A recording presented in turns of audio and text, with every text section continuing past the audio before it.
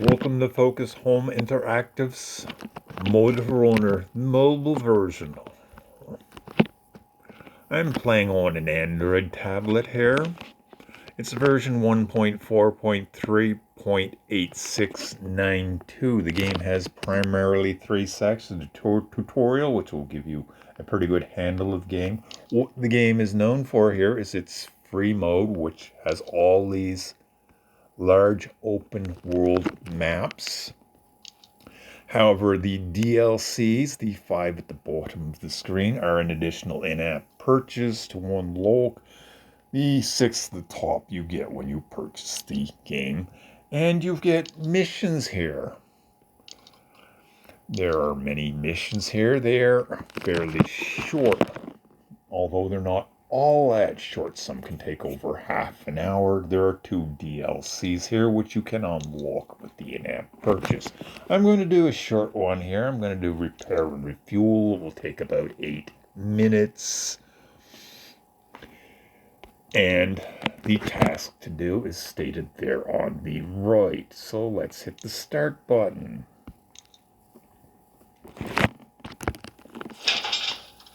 And the task reminds me here. Hit the OK, we'll go in. I've got a truck.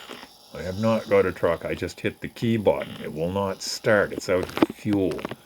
How do we know that? To look at the top right side of the screen, the 2 horizontal bars. There's only one of them. It's completely out of fuel.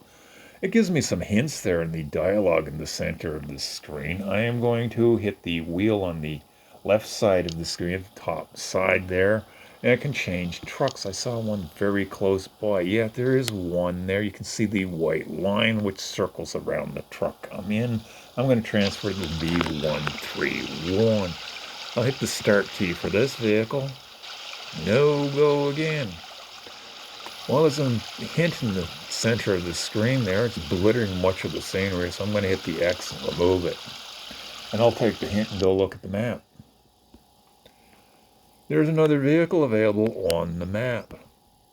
There's the whole map for this small challenge. There's a B66. Okay, I can delete the B66, it looks like. Oh no, I didn't. Phew. There's another section of the map here over in the left side of the screen. I'm going to hit the one with looks like trucks in the center of it, which just turned orange. Now it gives me a list of all the trucks available on the map or that I have unlocked. I'll hit the start key for this one. This one's going to start. Now where did I leave my other trucks? Well, with MudRunner here, we've got an interesting feature. We can actually put some pins down to lay down a route to where we want to go. That looks like a route with 3 pins. That's going to get us pretty close to my other trucks. There's a red line that shows on the map. Release the parking brake. Hit the steering to get them to go in the general direction I want. And since we're in mud, I'm going to hit the all-wheel drive, which you should do with all your vehicles whenever you're not on a hard surface, which does not appear that frequently in the game, anywhere in the game. The only hard surface I'm going to encounter in this short mission is when I go over one of the bridges. There's a differential lock available with most vehicles, though not with this one. It does make a difference. It will give even out the traction to all your tires. It will help you in this very demanding terrain available in the game. As you can see, this vehicle has only got 2 axles. It's a small vehicle. It's got 4 wheels. Doesn't even have a dual set of tires in the back axle. Well, we've managed to find our other vehicles. I'm going to hit the parking brake. I'm going to hit the white wheel up in the top left portion of the screen. Yes, we've got repairs to deal out. It says repair. I'm going to tap the B131 and put all the repairs I can into it. Ran out of repairs, so go back into my B66 here. And I'll stop the engine, which is usually a good feature, good option to do, particularly when you're in the open world section of the game. It appears one of the pins I did not run over, so let's go open up the map. We'll hit the delete button on that. Now I remember seeing a fuel station on the map. There it is. I'm going to lay down some pins so I can head over towards it. The map is scalable. That should get me to the fuel station. So I'm going to hit the start button. Release the brake and we can get moving. And it would help if I hit the all-wheel drive, and since we're in the mud, the differential. You can see this game has pretty good detail in the terrain. Not only the train we're driving over, the train in the distance, and train you may not even encounter or ever go drive into. It is a 840 megabyte download, and that does include the what would be unlocked by paying for the DLCs. As you can see, I've got a 3-axle vehicle here. The axles in the back do not have dual tires on them. And I'm coming to one of the stations. All the stations in this game are automatic. There is no option to change that to manual, which might help. As you can see, it activated multiple times as I drove in and out of it. The logging stations can actually be worse because a dialogue comes up in about a third of the left side of the screen over top of your steering. And you may notice the steering does lag a little bit. It's like hydraulic steering. It would come up over like the wording fuel station there over part of the screen, and you would lose the ability to steer. I'm going to hit the horn here because this game did mention as an option to scare so many birds, but I've done it before and already unlocked that. You can see some birds got scared a couple of times in the lower left portion of the screen. The camera options are not all that great in this game. It might do with a little bit of improvement. It all centers on the vehicle rather than maybe one end of it or the other. You do have an option for varying the camera a little bit when you've got a trailer on your vehicle. It will center on the trailer. You can center on the trailer as well.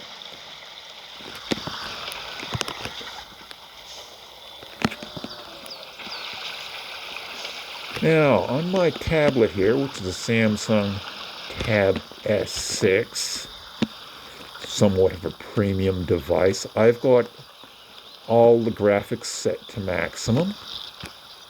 I've also got the contrast set to maximum. You might notice the contrast in the forest and on the terrain of the forest is not all that high. There is a lot of contrast when you compare it to, say, the vehicle. And another task that was mentioned as a bonus in here was to run over some pumpkins. I'll just run over some pumpkins. I did not need to do that, but I want to show what this game looks like by covering a little bit of the area of this small map.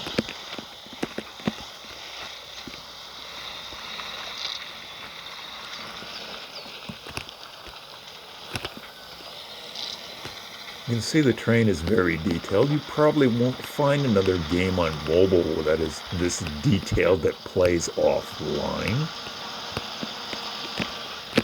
Compared to the PC version, I think there are very few differences. Perhaps, see, there's the dialogue over top of the left side of the screen, and I lost the option to steer. If I were to drive through this multiple times, my steering would be really buggered up.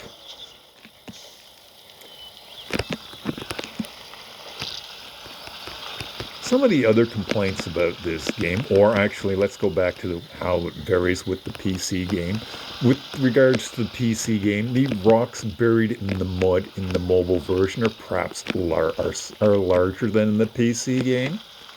Some of the other differences are the characteristics of some of the vehicles have changed a little bit. Not that much. So if you look up any guides about the PC version of this game or the Spitfire version of the game, many of them will apply to the mobile version. You can see I just ran over a down tree in the mud. It moved as the rocks do that I've been driving over, and the water on the track. This is going to be a fairly fast game, actually. I'm going to average something like 10 kilometers an hour, which is actually a lot faster than you will average in the open world portions of the game for the most part. Some of the other small missions might average this fast as well, though it does request that you do some of them at night for at least one of the bonuses.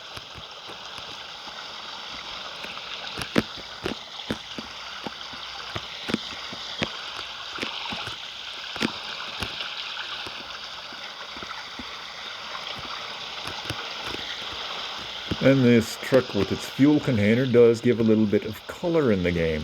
It's another thing some other players have complained about in the game. There isn't a lot of color, which doesn't help giving the low contrast in the terrain. So let's go fuel up our logging truck. A much larger or somewhat larger C255. Let's shut down the engine in the B131. We're going to switch to our larger logging truck. Hit the start key. I'm going to just take a little pan around the truck. Do notice its tires. It has much wider tires than the B131, and they have quite the aggressive tread pattern. However, the trailer does not.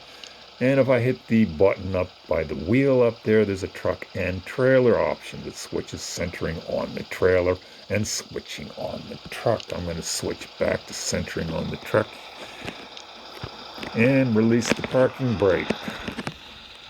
You hit the all-wheel drive and differential so I can get some good traction going here and head off through the mud.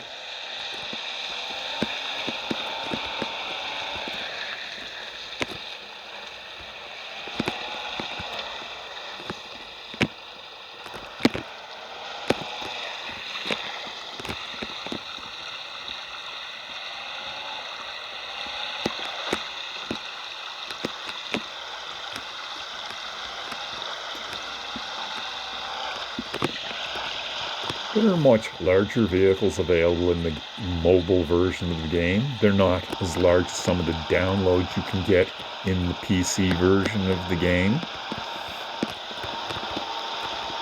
And you have a winch option. I've just touched the winch. You'll notice a bunch of black dots all over my vehicle. I can tap any one of those now. And anything within that white circle I could hook a winch line to. I can also hook another vehicle on here to form a convoy, which you'll see in many videos.